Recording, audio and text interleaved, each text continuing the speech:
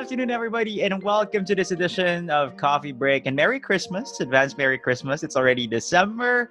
Can't believe it. We're almost about to change the calendar. And of course, it's a good time for us to talk about how you're going to celebrate your holidays.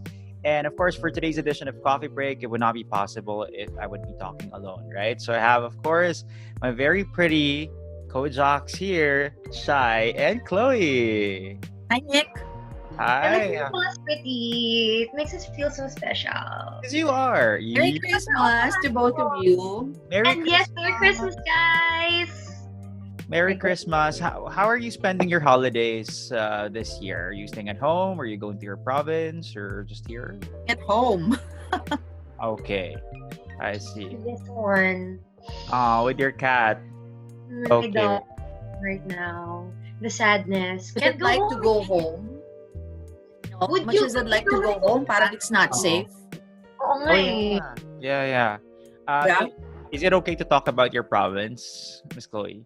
Yeah, sure. Mm-mm. Yeah. So, what are your fears? Why do you feel like you just want to stay here in Manila for the holidays?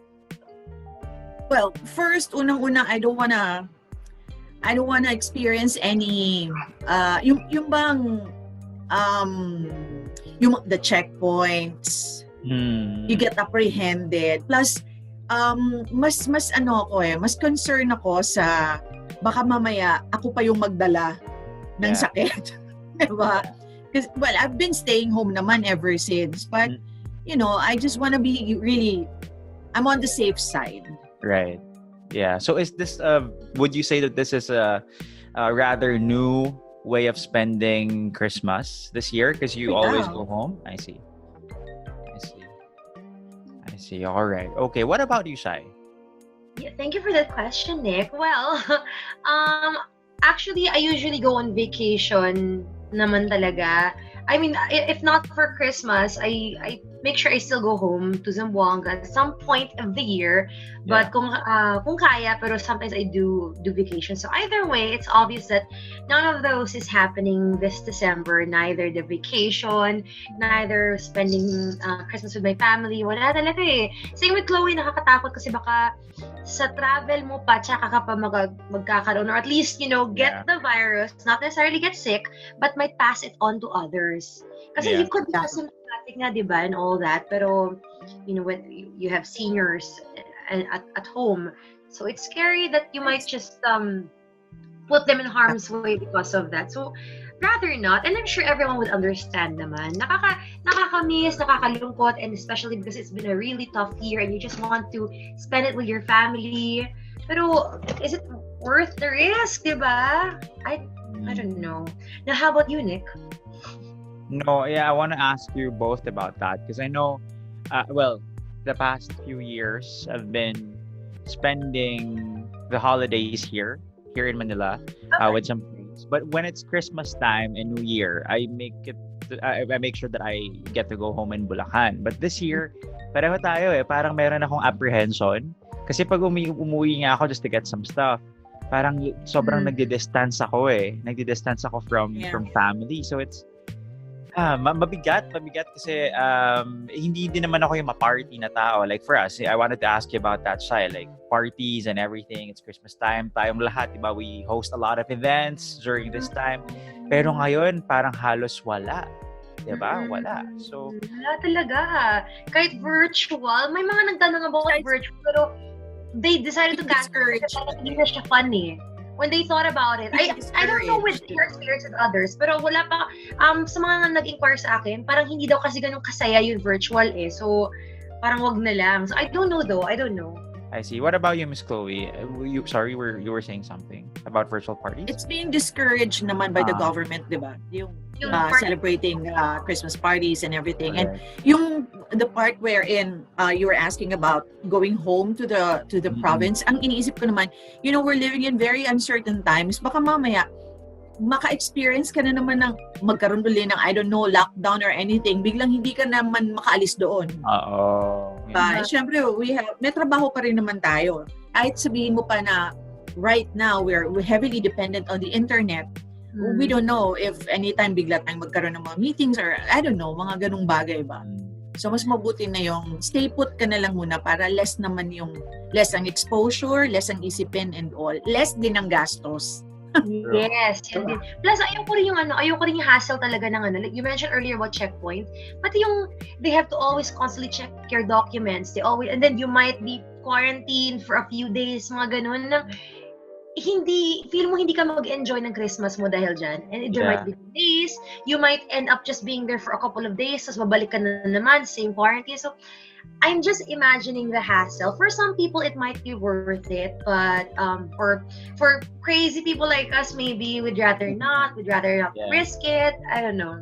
Yeah, but I wanted to ask you about that too, because with too much uncertainty, and people might be thinking of, parang if I don't celebrate Christmas with my family right now, I might not have the chance to do it, and whatever. Can we blame them for that? Like, would you still discourage people to travel and to travel to their provinces and celebrate Christmas there, or like have intimate parties?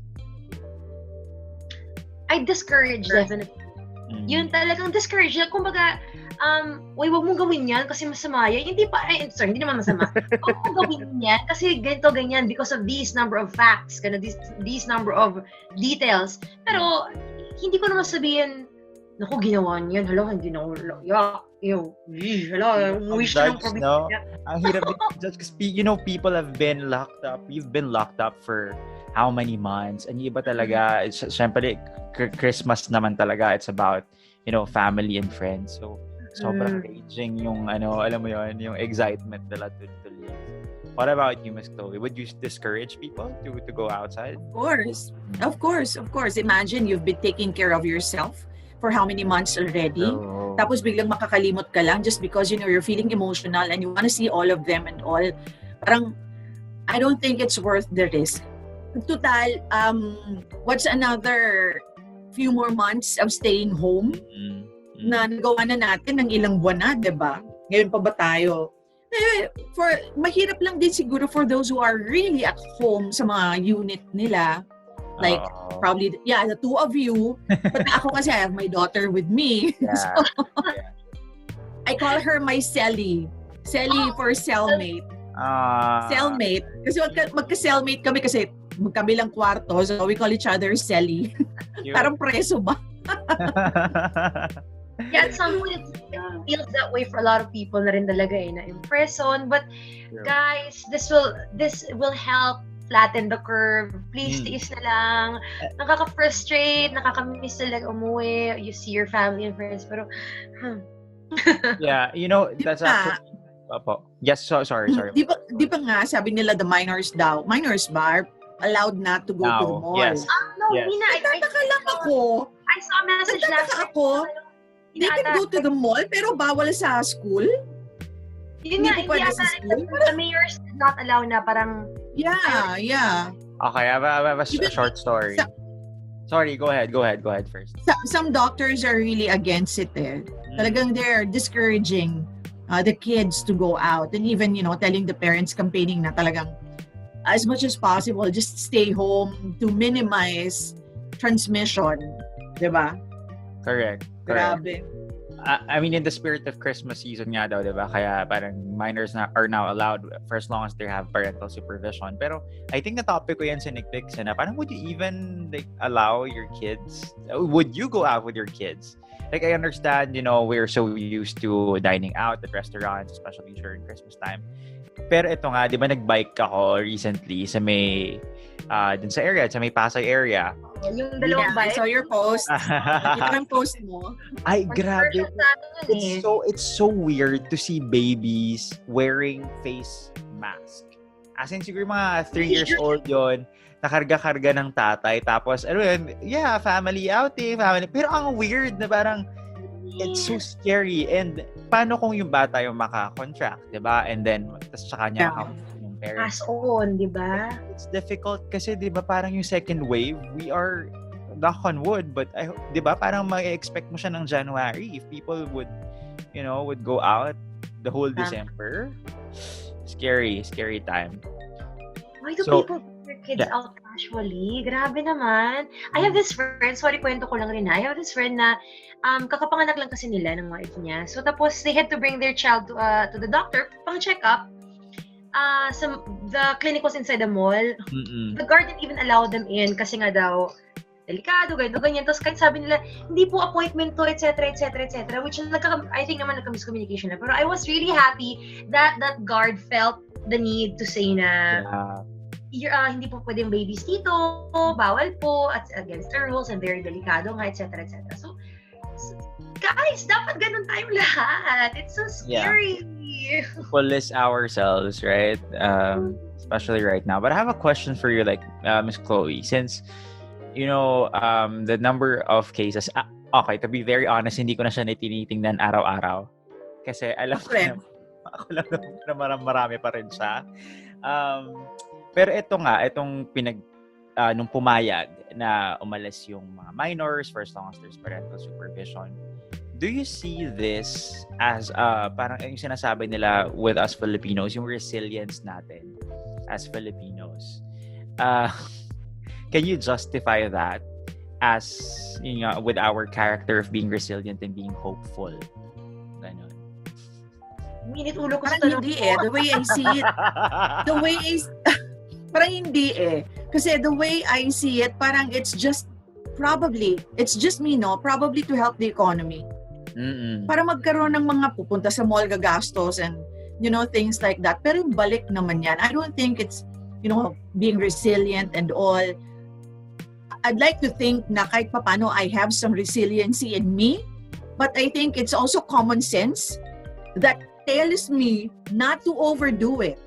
I must admit nakakapunta na ako ng mall because may mga binibili ako na sa mall ko lang mabibili. Pero sobrang bilis. As in sobrang bilis talaga. At all the time may hawak akong alcohol. So, yun, mahirap mag-overdo. Sometimes a little freedom can be dangerous also. Yeah. But I think the term resilience doesn't apply to health. Kasi, correct. Ang resilience waits for like yung mga calamities, and then you have to pick yourself up from the pieces. It doesn't work the same way, or it doesn't apply the same way with health. Because when you're unfortunately picked by the virus, kung magkakasakit ka, umasa ka talaga na kaya ng immune system mo. Wala yan sa I am a Filipino and I'm resilient. It doesn't apply that way. So, guys, let's not romanticize resilience, whether when it comes to our health, facing the coronavirus, and all other stuff that has been coming on recently. Anyway. Yeah. Also, about being hopeful. I believe na ma-achieve mo lang yon, yung hope na yon, kapag nakakakita ka na ng light at the end of the tunnel, right? But right now, it's a difficult time. And 2020 has been has been a very, ayoko naman maging sobrang negative, but it was challenging. It really was. You thought 2019 was bad? Oh my goodness, 2020. 2020 laughs at 2019. Exactly. So, how will you talk about, so now that we are talking about holidays and you're planning to spend it at home, etc., how are you going to tell to the future generation, to your kids, or to like super young ones ngayon, how we were able to maximize the celebration of the holidays at the time of the pandemic? Sorry? Sige, how would you encourage kids? Yung story na pwede nating ma-impart sa kanila on how we were able to celebrate 2020 holidays during the pandemic. Ano kaya yung paano kaya yung way natin ng celebration, and how can they adapt that in their lives perhaps in the future? Very hard. It's a very difficult question naman, Nick. Hindi, kasi kanina. Unless otherwise, may experience ko na siya this year. Ayun kung anong gagawin ko ngayong 24, 25, and 30, and 1.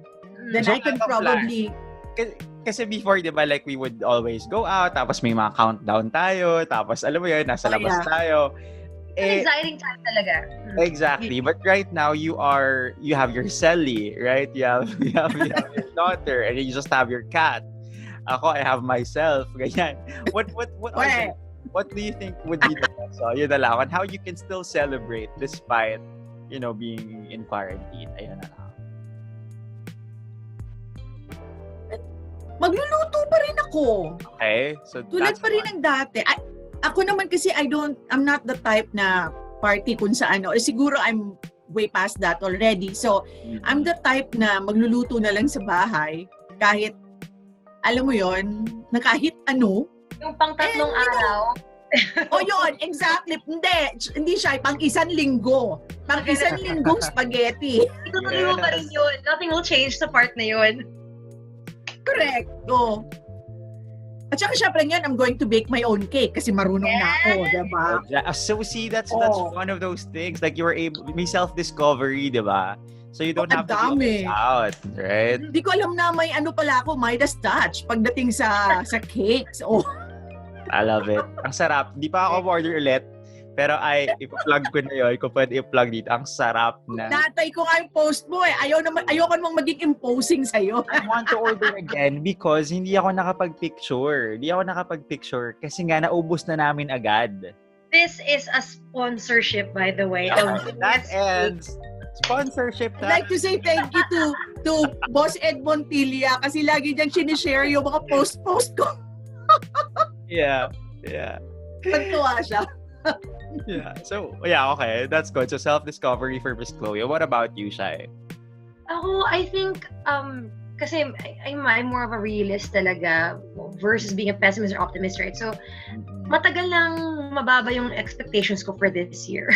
Okay. My expectations have been really low this year. And normally pa naman I get so excited for the Christmas season. Aside from the hosting, our most favorite part of the season. Aside from that, the festivities, hang out with friends, reunions, all those beautiful stuff that we experience only during December. Yung mapupuyat, mapapagod ka para lang makita yung mga kaibigan mo, mga ganun, di ba? So, I've long set those expectations aside because I just knew that things were going to have to be normal come December, and look at us now, di ba? So, I think I've already prepared myself for, just spending time here, just with the cat dog, and just greeting people virtually na lang. So, I don't feel that much disappointed kasi nga, or I don't feel that much sad about it. There's nothing nakakatampo about it anymore for me kasi nga, matagal ko na natanggap na it's going to be so different this year. Solid. But I'm gonna tell the future kids pala na talaga there was a zombie apocalypse. We had to hide in bunkers and all that. Exaggerate ko yung kwento. Para naman hangang sila sa akin. Gano'n. We had to live underground. Ganyan. Yun yung dating ginawa natin. Crawl for food. Yan. Yeah. That's fantastic. Pero yun din, no, like, tama ka, yung setting expectations and, being a realist, that can save you a lot of, regrets. Frustrations, parang ganon. Frustrations, correct. And also, again, yung spending time with the ones you truly care about. Kasi, diba, before, you get to meet a lot of people, and that's fantastic. You meet friends during the holidays, new ones. Pero ito siguro ngayong 2020, ma-realize mo na you only need, perhaps only need a few people. Diba? When you're locked in with your celly, be it your cat, your parents, or kung sino man, we can learn how to appreciate them, right? And you'll really know who really matter to you, who you'd actually want to spend the Christmas with, diba? Like right now nga, the both of us, Nick, we're stuck in our apartments or condo, ganun. So parang you wonder, sayang I couldn't spend Christmas with blank, kung sino man yun. Diba? You get to know who really truly matters to you, who you're truly going to save in the zombie apocalypse also. That's true. Yeah. So 2020 is about to end. Of course, I believe we're still hopeful that 2021 will be a better year, as always. What are you most thankful for this year? So let's start with Miss Chloe. Ako, I'm really thankful na I'm not happy na this happened, but this has to happen. so I can spend so much time with my daughter to the point na magkapalitan na kami ng mukha. Because I'm a single parent, so nasa probinsya yung mga anak ko. And for the longest time, hindi ko to nakasama. Imagine we're together every day of our lives today. Yeah. Diba? Although we don't sleep together, hindi kami magkatabi. Kasi she, of course, Gen Z yan, gusto niya ng privacy. She's very busy with Yubo and all and whatever. So, yun. I'm really thankful na parang hindi pa bawi. Kasi maraming panahon din na hindi kami magkasama. But it's the quality of the time that we're spending together now. It's really, really different. And you get to discover a lot of things. So that's what I'm really thankful for. And of course, I get to feed her. I get to cook for her. Yeah. Yeah. Things like that. Yun. Right. Kayo. Or nagagawa mo ngayon with her. Oh. Yeah, true.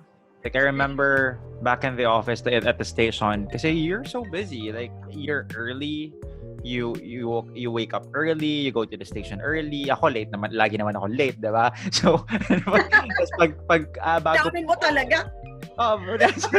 dami kong memo doon. As bago ako umuwi, minsan naabutan pa kita sa station. So, alam mo yun, parang I'm sure you've lost that. You kind of lost that chance to have that quality time with your daughter. So that's amazing. Fantastic. Shai, what about you? Yeah, there are silver linings, ma'am, with the situation. Yun nga, you get to spend, you get to realize a lot of things, nakakapag-contemplate ka, self-actualization and all that. There are silver linings, pero at the end of it all, I'd still wish na hindi siya nangyari. Parang ganun.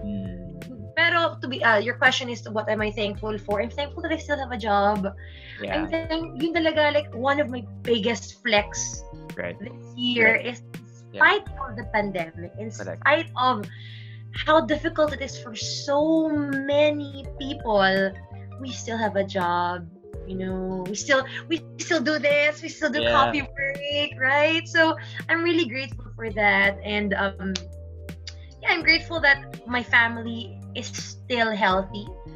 Yun, hopefully, of course, tuloy-tuloy lang, and and I'm grateful that there's also a vaccine coming our way soon. Yeah. Ay, that's such a good news talaga. Yeah. Very hopeful ako for 2021 because of that. But kung mid-year I was like already wala, I'm setting my expectations so low. The bar is gonna be so low for this year. But because of the vaccine, like tumataas siya ng very slowly for 2021, and I'm really hopeful na tuloy-tuloy. So thank you for our brilliant people of the world who came up with the vaccine, and thank you to our bosses for continuously giving us a job. How about you, Nick? Ang bilis, no? Yes, ang bilis nga diba? True. Kasi imagine yung Spanish flu, 27 years after nagkaroon ng vaccine. Tagal, diba?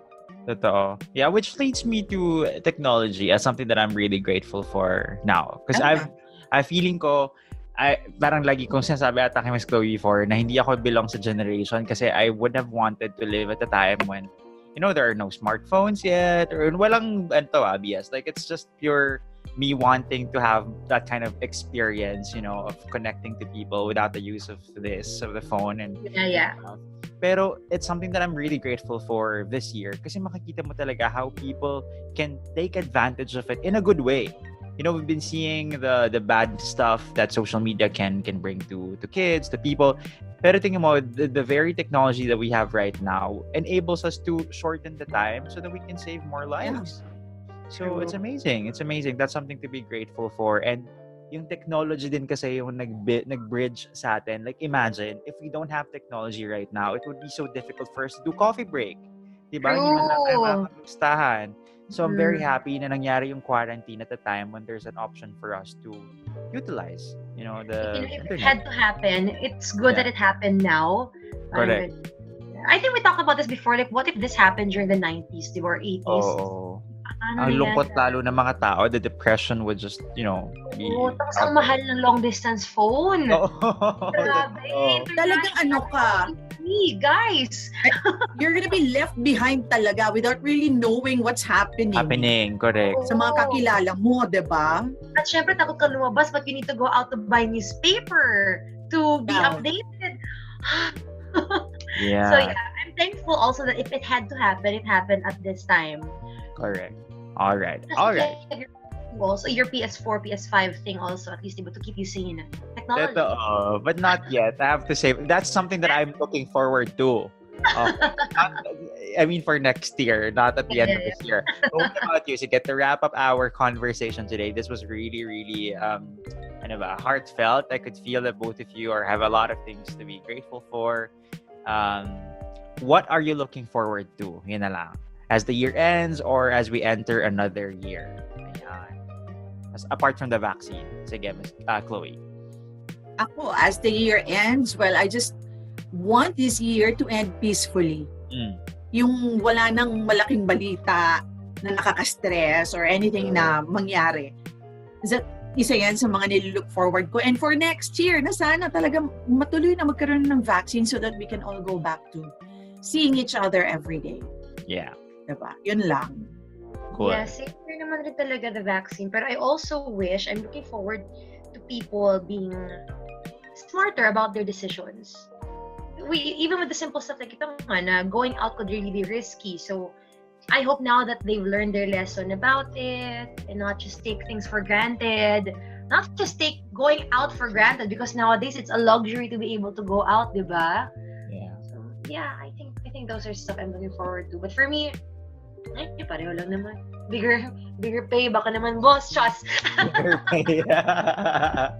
Yeah, pagka gumanda na ang ulit, pag bumalik na ang ganda ng economy ng sales, why not, right? How about you, Nick? What are you looking forward to? Apart from the PS5, apart from the PS5, it's actually being able to go outside without fear. Without the fear of contracting the virus or passing it on to someone else. Diba? Para makapag-ruin ka ng lives. Because at the end of the day, I feel like we just want that connection again. That human connection. Yes, the hugs, the beso. The hugs, the besos, right? We all miss that. That's so much, grabe.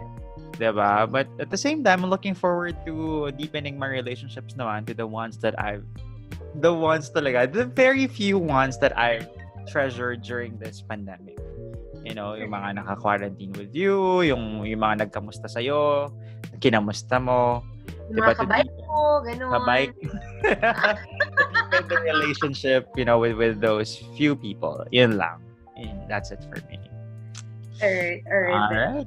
Thank you very much for this wonderful coffee break session. I hope that we were able to inspire you as well. It might be a challenging year for everybody, but we want you to let us know what you think, how you're going to spend the holidays. Put that on the comment section. And as always, let me remind you that we have been brewing something for you. I heard Chloe mention it several times in her show. And it's finally here, actually. We've started doing it. And Last Friday. Yeah, talking about the game day. Right. And as always, of course, why don't we invite them to listen to our shows? Chloe? Yeah. Please make sure that you always spend your mornings with Samantha. She comes in at 6 a.m. in the morning till 10, followed by me, Chloe, of course, from 10 a.m. to 2 p.m. And after me, of course, it's Nick, our very own Radio Bay. Go ahead, Nick. Yes, from 2 p.m. till 6. And after me is Shai. Yes, I give you the music of light all night from 6 p.m. to 10 p.m. And don't forget to follow us on all of our social media accounts on Facebook, Twitter, Instagram, TikTok, YouTube. Did I mention YouTube? Yeah, it's Easy Rock Manila for all the good stuff. And if you guys still want to keep winning prizes, check out either our Easy Rock Easy Cash promo or our Easy Rock Game Day. So again, all those details are on our social media accounts. You just have to check those out, all right? All right. Thank you very much for the wonderful conversation. Happy Christmas, guys. Merry Christmas. I'll be seeing you very soon. See you guys next week. Bye. Bye.